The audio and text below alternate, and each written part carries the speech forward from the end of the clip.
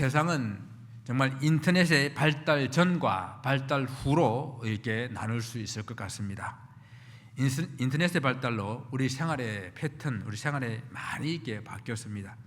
그 바뀐 것 중에서도 이제 우리가 온라인으로 물건을 구입하는 것이 아주 많은 큰 변화 중에 하나인 것 같습니다. 정말 온라인으로 못 사는 것이 없어요. 전자제품은 기본이고 음식까지 심지어는 자동차도 온라인으로 살 수 있습니다. 완제품뿐만 아니라 여러분 쓰다가 망가진 어떤 물건들의 부품까지 없는 것이 거의 없어요. 여러분 한번 궁금하시면 한번 검색해 보세요. 정말 이런 것까지 있을까? 정말 이런 것까지라고 할 것까지 다 나와 있습니다.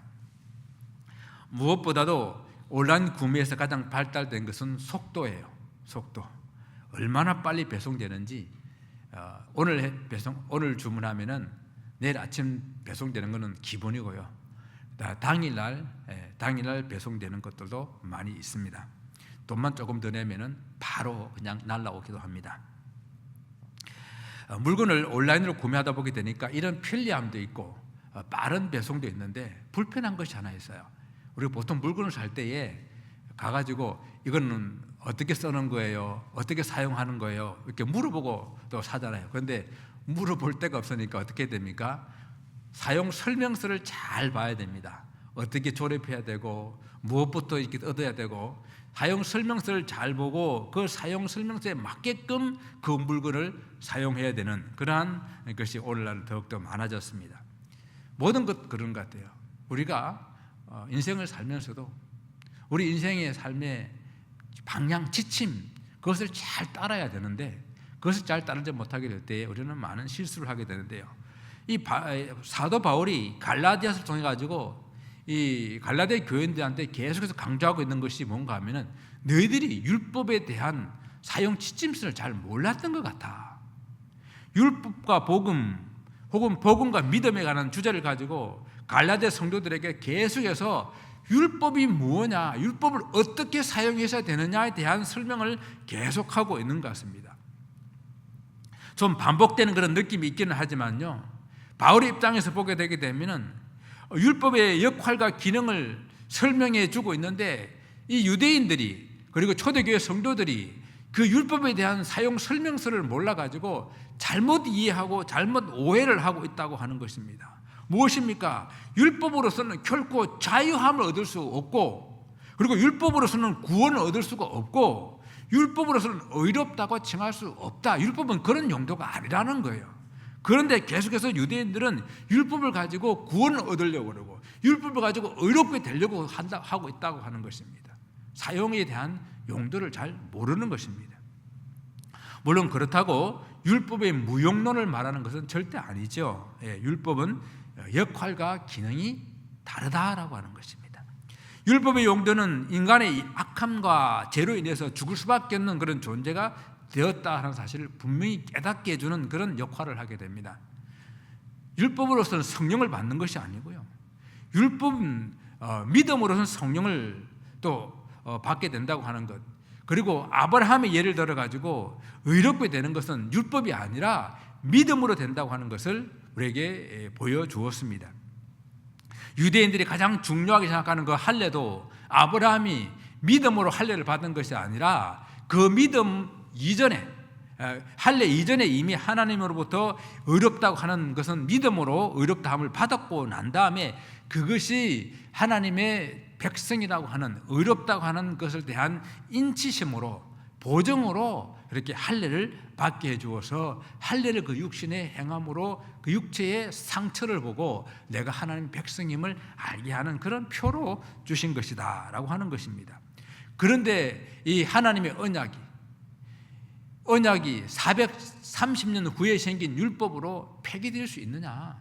결코 폐기될 수 없다라고 하는 것을 사도 바울은 설명을 했습니다. 제가 서두에 인터넷의 발달의 전후로 이 세상에 큰 변화가 지금 왔습니다. 저는 또한 생각해 봅니다. 지금은 AI가 발달하고 있는데요. 이 AI의 발달로 세상은 또 한 번 엄청난 변화를 일으키게 될 것입니다.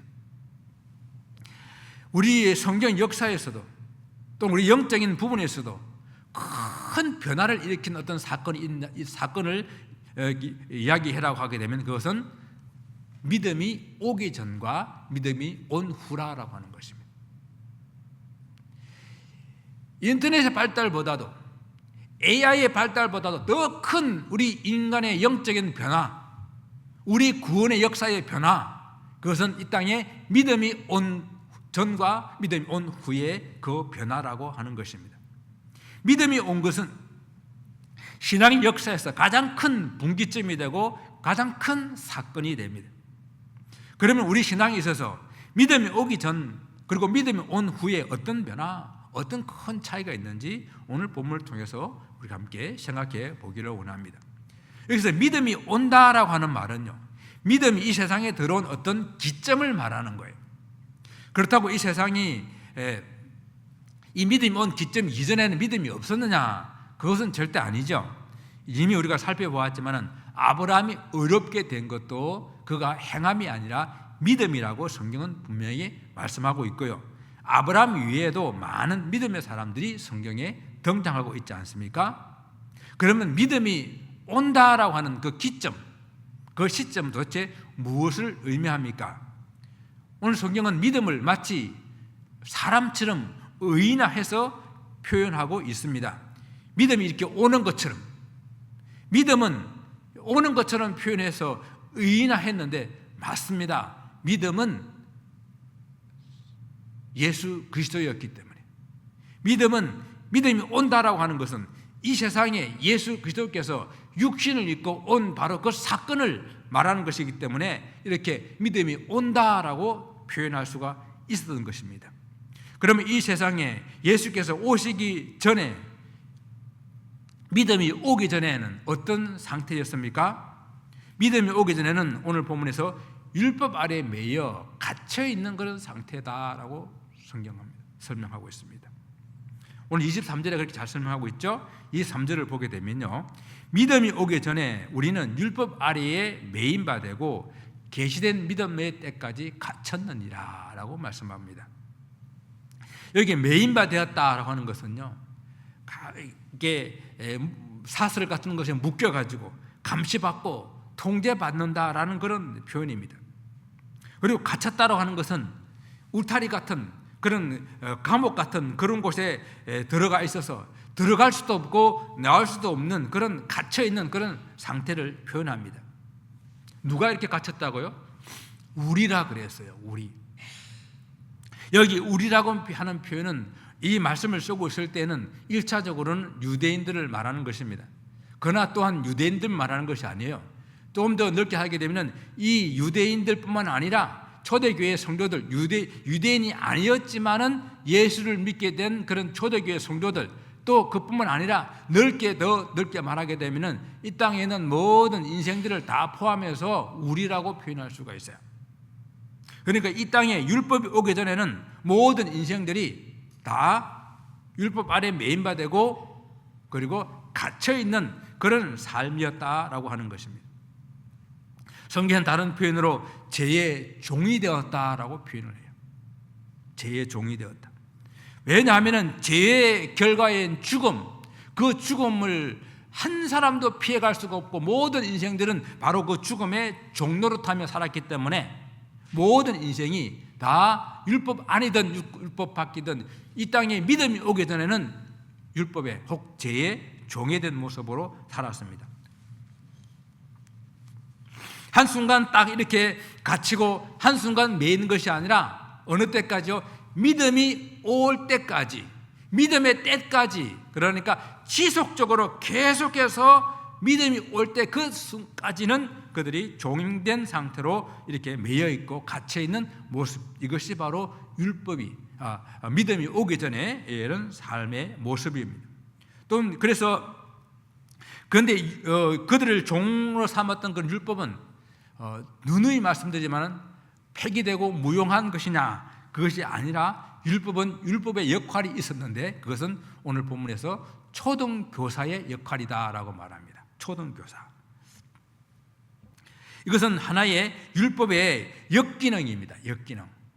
역기능이라고 하면은 율법의 역할에 대한 설명서를 충분히 읽지 못해서 율법을 잘못 사용하고 잘못 이해한 결과라고 하는 거예요. 율법의 부정적인 부분만 말하는 것이라는 이야기죠. 여러분, 율법도 하나님께서 주셨잖아요. 하나님께서 주셨기 때문에 율법을 통해서 하나님께서 주시는 목적이 있지 않겠습니까? 그는 하나님의 뜻을 알고 하나님께서 무엇을 기뻐하시는지, 무엇을 미워하시는지 그 뜻을 따라 순종하며 살기를 원하는 것이 율법 속에 들어있어요. 그래서 이런 율법의 기능을 오늘 본문 24절에서 말씀하고 있는데, 이같이 율법이 우리를 그리스도께로 인도하는 초등교사가 되어 우리로 하여금 믿음으로 의롭다함을 얻게 하려 합니다. 자, 율법이 우리의 초등교사라고 그랬어요. 초등교사. 초등교사라는 게 무슨 말일까요? 초등학교 교사라는 뜻일까요?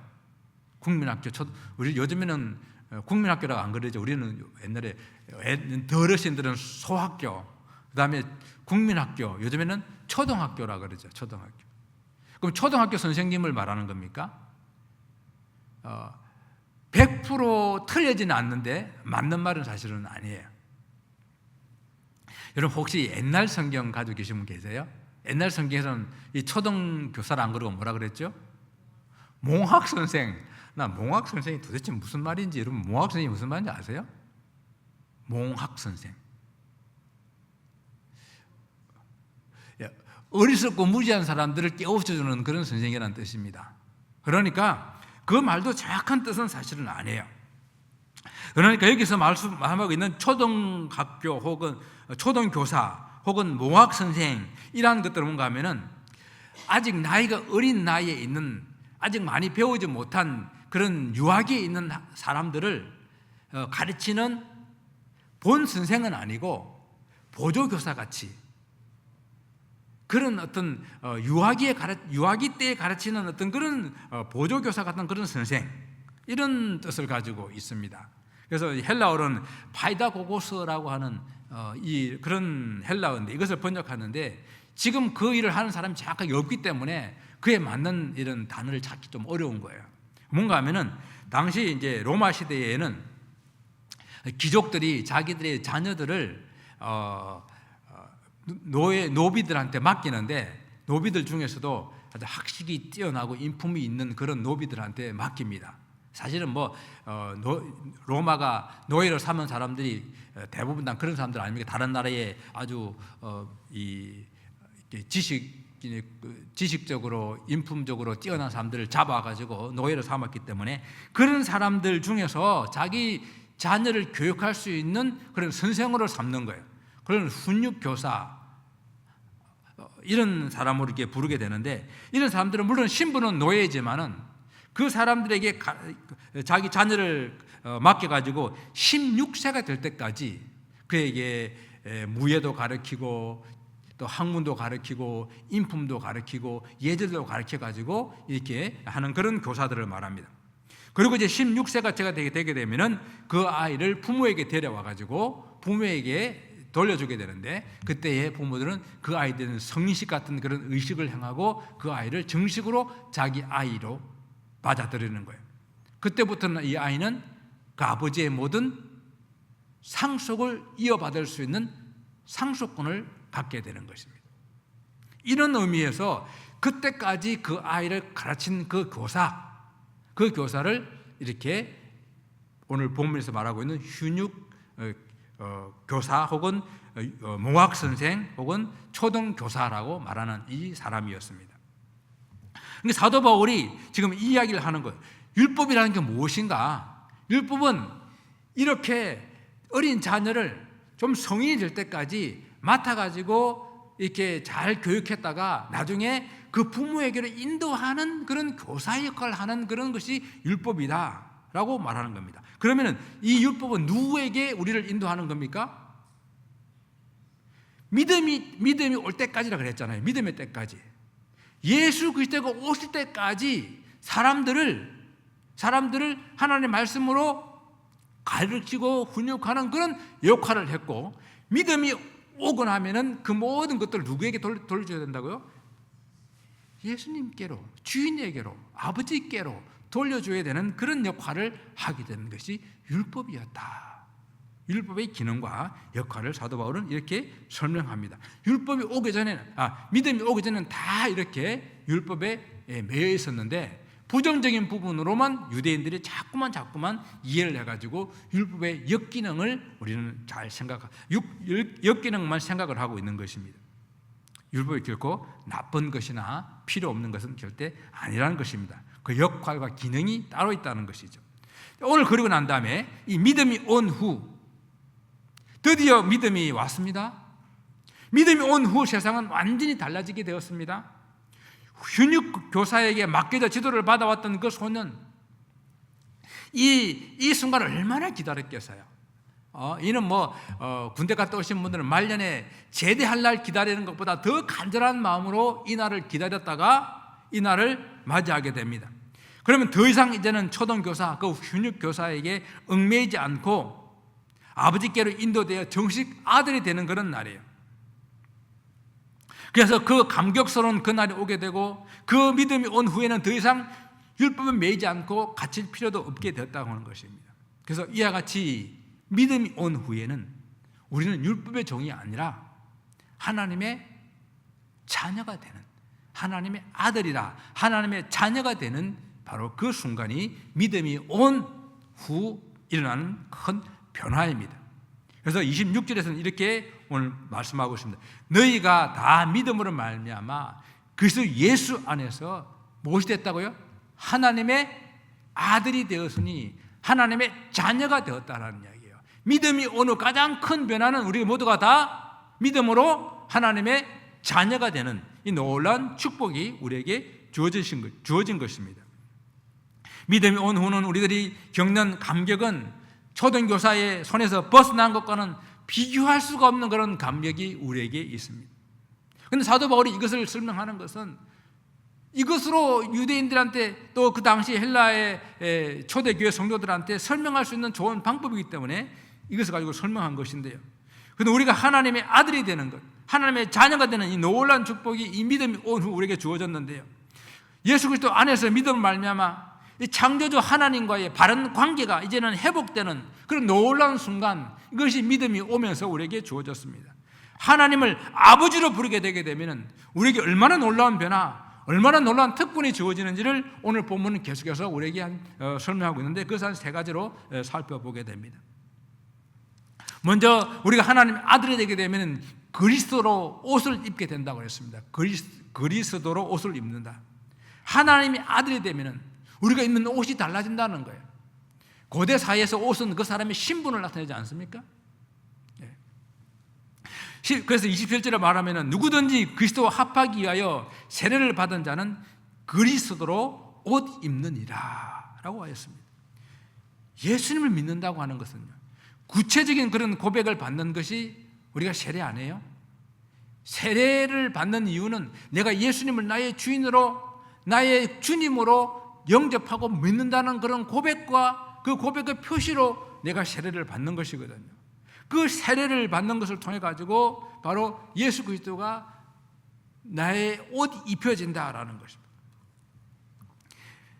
믿음이 이 땅에 온 후로 누구든지 이 일은 가능합니다. 할 수가 있습니다. 그러나 누구든지 가능하지만은 예수님을 믿고 세례를 받은 자에게만 이런 특권이 주어진다라고 하는 것이 오늘 본문이 우리에게 주는 말씀입니다. 그래서 믿고 세례를 받는 사람에게 주어지는 특권은 하나님의 아들이라는 신분의 변화와 함께 그에 걸맞는 옷을 입게 되는데, 그것이 바로 그리스도로 옷 입게 된다라는 그런 표현입니다.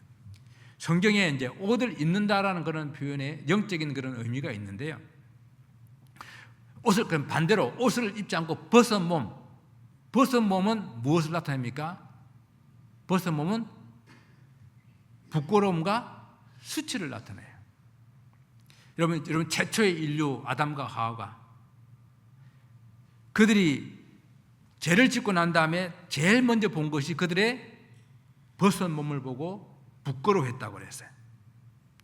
그래서 그들은 나무 잎으로 그들의 몸을 가렸습니다. 그러나 하나님께서는 가죽 옷을 그들에게 입혀주면서 그들의 수치와 부끄러움을 감춰주시고 덮어주셨어요. 그래서 옷을 입는다고 하는 것은 뭔가 하면은 부끄러움과 수치를 덮어준다, 감춰준다, 가려준다라는 그런 영적인 의미가 있어요. 여러분, 이스라엘의 범죄와 수치를 알리기 위해서 하나님 말씀을 전하던 이사야 선지자 여러분 기억하시죠? 이사야 선지자가 있었는데 그는 3년 동안 벗은 몸으로 그리고 벗은 발로 하나님이 지내라 그랬어요. 왜 그런가 하면은 이는 하나님께서 장차 이스라엘이 의지하던 애굽과 구스가 아수르의 멸망이 되어서 아수르 왕에게 포로가 되어 끌려갈 때에 바로 이렇게 벗은 몸과 벗은 발이 될 것이라는 것을 미리 나타내기 위해서 이사야 선지자에게 너 그렇게 다녀 3년 동안 이스라엘이 깨닫게 하기 위해서 그렇게 벗은 몸과 벗은 몸은 수치와 부끄러움의 상징입니다. 그래서 성경에 보게 되면 죄인이나 노예나 포로된 사람들이 이렇게 벗은 몸, 벗은 발로 그들의 수치를 드러내며 다니게 됩니다. 그러나 이 벗은 몸을 다시 입혀주는 것은, 옷을 입혀주는 것은 신분의 회복, 부끄러움을 가려주는 것이 되게 되는데, 여러분 감옥에 있던 요셉에게 다시 그를 회복시켜서 바로 앞에 서게 될 때에 그에게 옷을 입혀주었습니다. 그게 성경에 기록되어 있는 이야기죠. 돌아온 탕자에게 아버지에게 해준 것이 뭡니까? 다시 그에게 옷을 입혀주는 거예요. 신발을 신겨주는 거예요. 그죠? 그것이 아들의 신분으로 회복시켜주는 것이요, 그의 그동안 수치와 부끄러움을 가려주는 것, 덮어주는 것, 용서해주는 것은 그런 의미가 이 속에 들어있는 것입니다. 그와 마찬가지로 예수 그리스도로 옷 입는다고 하는 것, 그것은 바로 우리가 세례를 받음으로써 그동안 우리의 죄를 다 용서를 구했는데 주님께서 그 우리의 수치와 부끄러움을 덮어준다, 용서해준다, 가려준다라는 그런 의미로 그리스도로 우리를 옷 입게 해준다라는 그런 말씀입니다. 여러분, 세례를 받을 때에 우리 몸이 물속에 깊이 잠기면은 내가 예수와 함께 나의 모든 죄도 죽고 그리고 다시 물속에서 나오게 될 때에 내가 예수 그리스도의 그 부활처럼 내 새로운 생명으로 태어나는 것을 이렇게 경험하는 그런 세례 의식이 아닙니까? 그와 마찬가지로 우리가 이 세례를 통해 가지고 예수님을 고백하게 될 때에 내가 온 몸이 예수 그리스도로 말미암아 옷 입는 그런 주님의 은혜가 우리 속에 있다라고 하는 것입니다. 그런데 있지 않습니까?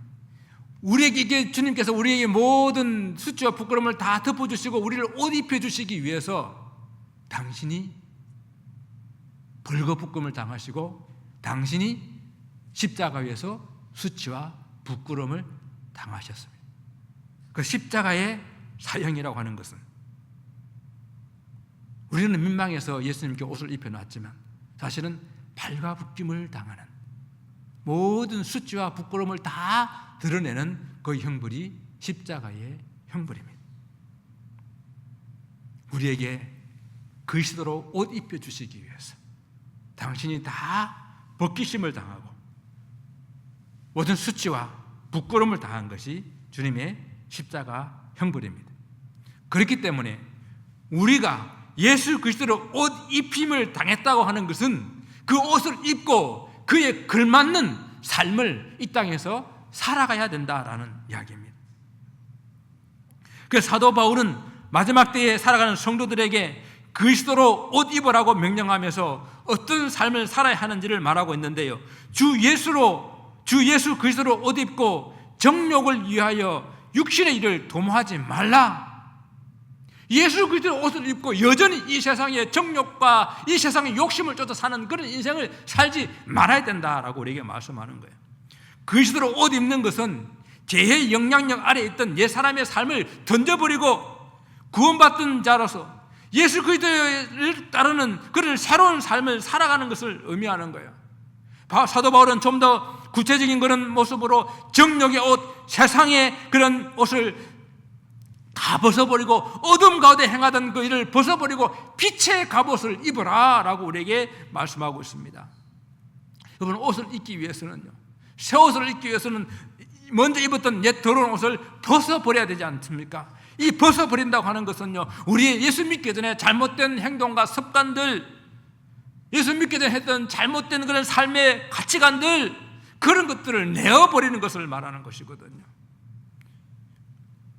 그리스도를 옷 입는 사람은 먼저는 옛생활의 모습, 옛생활의 잘못된 습관, 행동을 끊어내는 그런 결단을 해야 됩니다. 정욕과 세상의 옷을 벗고 예수 그리스도를 옷 입는 성도 여러분, 참 그리스도인으로 살아낼 수 있기를 바랍니다. 군인이 군복을 입고 군인답게 행동해야 되는 것처럼 성도는 그리스도로 옷을 입고 그리스도인답게 살아내야 하는 것입니다. 사랑하는 성도 여러분, 낮에 행하는 것처럼 단정하게, 낮에 행하는 것처럼 빛 가운데 거하는 삶이 되시길 바랍니다. 그리고 우리 그리스도인들은요, 어딜 가든지 옷을 정갈하게 단정하게 입고 다닐 필요가 있어요. 교회 올 때도 화려하고 비싼 옷을 입고 오라는 것이 아니라 세탁한 깨끗한 단정한 그런 옷을 입고 다니시고, 길거리 그냥 다니실 때도 여러분은 이미 남과 예수 사랑교회 성도라는 것이 다 알려져 있지 않습니까? 그렇기 때문에 다닐 때도 항상 단정하게 깨끗하게 다니시는 그것이 또한 우리 삶 가운데에 또 필요할 줄 압니다. 믿음이 온 후는 우리가 그리스도와 하나가 되었다라고 설명하고 있습니다. 우리가 하나님의 아들이 되었을 때 주어지는 그런 신비한 은혜가 바로 그리스도와 하나가 되는 거예요. 또 그리스도 안에서 우리가 하나가 되는 겁니다. 이 하나라는 말 안에는요, 평등함과 그리고 유니티, 하나라, 원 하나가 된다는 두 가지 의미가 함께 들어있어요. 그래서 본문 28절에서는 이렇게 말합니다. 너희는 유대인이나 헬라인이나 종이나 자유인이나 남자나 여자나 다 그리스도 예수 안에서 뭐라고요? 하나이니라, 평등하니라, 한 공동체이니라, 이 설명입니다. 하나라는 말에는 평등과 한 공동체라는 이 의미가 함께 포함되어 있어요. 그래서 그리스도 안에서 하나가 되었기 때문에 모든 그리스도인들은 그들의 인종이나 신분이나 남녀, 지위, 고하를 막론하고 다 평등합니다. 이 말은 오늘날은 크게 이렇게 감동으로 와닿지 않을 수가 있어요. 그러나 이 말을 들었던 당시 초대교회 성도들에게는 이 말이 충격적인 말이었어요. 왜요? 그 당시는 엄청난 불평등의 사회였거든요. 제일 먼저 서술하고 있는 유대인이나 헬라인, 이 차별은 가장 심한 차별 가운데 차별 중으로서 유대인들은 절대로 이방인들과 하나가 될 수가 없다라고 생각하는 사람들이었습니다. 몇 번 설명드렸지 않았습니까? 유대인들은 이방인을 어떻게 생각하느냐? 사람같이 취급하지 않는 것은 물론이고, 그들은 나중에 지역에 불을 붙일 때에 불쏘시개로 이방인들을 쓴다라고 생각할 정도로 그렇게 이방인과 유대인은 하나가 될 수 없는 존재였습니다. 그런데 하나라 그랬어요. 예수 그리스도 안에서. 헬라인들도 유대인들은 문명되지 못한 미개인으로 취급을 했습니다. 남자와 여자 또한 그 차별이 만만치 않았거든요. 철저하게 남성 중심의 그런 사회였습니다. 여자는 인구 개수의 숫자에 들어가지도 못하는 그런 존재였고요, 수만 간지의 이유 같지 않은 이유로 이혼을 당해도 아무 말 없이 이혼을 당해야 되는 그런 사회였습니다. 유대나 로마, 헬라 세계에서 종이나 하인은 사람이 아니라 물건이었고 그냥 주인의 소유였습니다. 소유 개념의 그런 존재였습니다. 그런데 믿음이 이 땅에 온 후에 예수 그리스도로 말미암아 성도가 된 우리 모두는 다 하나님의 자녀라. 그래서 어떤 차별도 어떤 이런 구별도 없는 그런 존재가 되었다라고 성경은 우리에게 말합니다. 그래서 예수 그리스도 안에서 우리 모두는 다 형제요, 그리고 자매입니다. 헬라인도 이방인도 구별이 없고, 남자와 여자와의 차별도 없고, 종과 자유인의 차이도 없는 하나됨, 평등함, 한 공동체, 그것이 이 땅에 믿음이 온 이후에 일어나는 큰 변화입니다. 우리는 모두는 다 이렇게 하나님의 형상으로 창조된 하나님의 자녀들인데, 이 땅에 죄악이 들어옴으로 말미암아 모든 것이 평등이 깨어지고 차별과 불평등이 이 땅 가운데에 지배했는데, 예수 그리스도가 오시고 난 이후에 이 땅은 다시 회복되는 것이 이런 하나됨입니다. 이 놀라운 사실이 예수 그리스도 안에서 회복되었는데 민족과 인종과 신분의 벽을 뛰어넘어 예수 그리스도 안에서 우리는 다 하나라는 이 놀라운 사실을 다시 한번 기억하시며 오늘 우리는 어떤 이 땅에서의 차별이 어떤 분리가 있는지를 생각해 보기를 원합니다. 여러분, 아직도 이 땅에는 피부 색깔로 차별이 존재합니다. 아직도 민족 간의 차별이, 그리고 배우, 못 배움, 가짐, 못 가짐, 이런 것들의 차별이 존재합니다. 오늘날 각 나라들이 이 역사의 수레바퀴를 거꾸로 뒤돌려서 이 거꾸로 뒤돌리는 그런 정치 풍조가 생겨서 자국 우선주의, 이는 민주주의를 역행하는 일들인데요, 자국 우선주의로 돌아서고 있습니다. 한때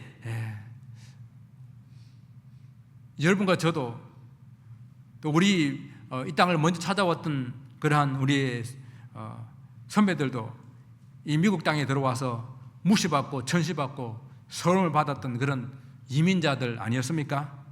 그래서 지금 조금 살게 되었다고 다른 이민자들을 무시하고 다른 민족들을 차별하는 그런 삶은 살고 있지는 않습니까? 우리가 좀 더 가졌다고, 좀 더 배웠다고, 좀 더 안다고 그 얄팍한 그 가짐, 그것 때문에 가지지 못한 사람들을 무시한다면 우리는 지금 이 예수 그리스도 안에서 믿음이 온 이후에 하나 되고 회복되게 한 이 참된 의미를, 진리를 우리는 잘 알지 못하고 실천하지 못한 것이 됩니다. 세 번째로는 믿음이 온 후, 즉 예수 그리스도께서 오신 이후에 믿음을 말미암아 우리가 하나님의 아들이 되었을 때 주어진 놀라운 특권, 이것은 바로 하나님의 약속을 유업으로 이을 자가 되었다라고 하는 것이에요. 바울이 예로 들었던 훈육교사가 아이를 성년이 되었을 때에 그 부모에게 데려가게 되면 정식 아들이 되면서부터 이제는 부모의 재산을 상속받을 수 있는 상속권이 주어져요. 상속권이. 부모의 기업을 이어받을 그 자격이 주어진다는 이야기입니다. 바로 이것이 우리가 하나님의 자녀가 되었을 때에 받는 가장 큰 혜택, 가장 큰 축복, 가장 큰 은혜, 이것이 하나님의 기업을 이어받을 수 있는 상속자가 되었다고 하는 것입니다. 오늘 이것이 29절 본문에 기록되어 있는데요, 너희가 그리스도의 것이면 곧 아브라함의 자손이요 약속대로 유업을 이을 자니라. 하나님께서 아브라함에게 약속하셨던 그 약속이 계속해서 자손에서 자손으로 이어져 와서 우리 예수 그리스도를 통해 가지고 이어지는 그 약속의 그 유업이, 우리가 예수 그리스도 땅에 오시고 그 오신 예수님을 믿음으로 받아들임을 말미암아서 그 약속이 우리에게도 이어졌다라는 그 축복의 말씀입니다. 먼저 29절에 말씀하잖아요. 우리가 하나님의 자녀가 되었다는 것에 아주 좋은 그런 어떤 이해, 의미를 설명해 주고 있는데, 그것이 바로 너희가 그리스도의 것. 말을 바꾸어서 나는 누구의 것이라고요? 나는 그리스도의 것. 내가 내 것이 아니라, 내가 가진 것도 내 것이 아니라 모든 것이 다 예수님의 것이다. 이 놀라운 이 고백이 내가 그리스도인이다라는 이 고백 속에 들어있다라고 하는 것을 알았으면 좋겠어요. 내가 예수를 믿는 순간 나의 소속이 그리스도에게로 모든 것이 이양된 겁니다. 모든 것이 다 옮겨져 버린 것입니다. 이 옮겨진 것 안에는 이런 것도 있어요. 요한복음에 보게 되면 내가 진실로 너희에게 이르노니 내 말을 듣고 또 나 보내신 이를 믿는 자는 영생을 얻었고 심판에 이르지 아니하나니 사망에서 생명으로 옮겼느니라. 우리의 모든 소유권이 예수님께 옮겨진 것뿐만 아니라 우리의 미래가 사망에서 생명으로 완전히 옮겨져 버리는 이런 놀라운 역사가 우리에게 일어났다는 이야기입니다. 소속과 함께 모든 것이 다 바뀌어버렸습니다. 이것이 예수 그리스도께서 이 땅에 오신 이후에 그 오신 예수를 믿게 될 때에 일어나는 놀라운 역사입니다. 이제는 내가 내 것이 아니라 주님의 것이라고 고백하고 내가 가진 모든 것도 주님의 것이라고 고백하는데 너무도 감사하게 주님께서는 또 뭐라고 말씀하십니까? 주님께서 가진 주님의 것도 다 우리의 것이라고 말씀하시며 그 주님의 하나님의 나라 그 상속도 함께 이어받을 자라고 우리에게 말씀하시는 거예요. 하나님께 약속하신 유업은 곧 하나님의 나라이거든요. 예수 그리스도 안에서 하나님 나라의 영원한 축복에 참여할 자가 되었다는 것입니다. 이처럼 믿음이 오기 전과 믿음이 오후는 차원이 다른 세상이 되었습니다. 온 세상이 구원을 얻을 수 있는 기회. 그러나 이 말은 누구든지 구원을 얻을 수 있는 기회가 있지만 그러나 그 기회는 예수 그리스도를 오신 주님을 주님으로 주인으로 믿고 받아들이고 영접하고 믿는 자에게만 이 기회가 주어집니다. 예수 그리스도를 믿을 때만 그 기회가 나의 것이 된다라는 것입니다. 사랑하는 성도 여러분, 하나님 나라를 유업으로 이어받은 우리가 이 땅에 살아가면서 여전히 정욕과 세상의 옷을 입고 세상의 것들을 쫓는 인생이 되지 마시고 홀홀 벗어버리시고 예수 그리스도로 머리부터 발까지 옷 입으시기를 바랍니다. 그리고 그 예수 그리스도의 옷 입은 자답게 살아내시기를 바랍니다. 그리스도 하나가 되어서 이 땅에 차별이 없는, 이 땅에 구별이 없는, 분별이 없는 그러한 참된 평등과 하나된 삶을 함께 살아가시기를 바랍니다. 그리하여 하나님 나라를 유업으로 이어받는 축복된 성도들의 삶이 되시기를 주님의 이름으로 축원을 드립니다. 기도하겠습니다.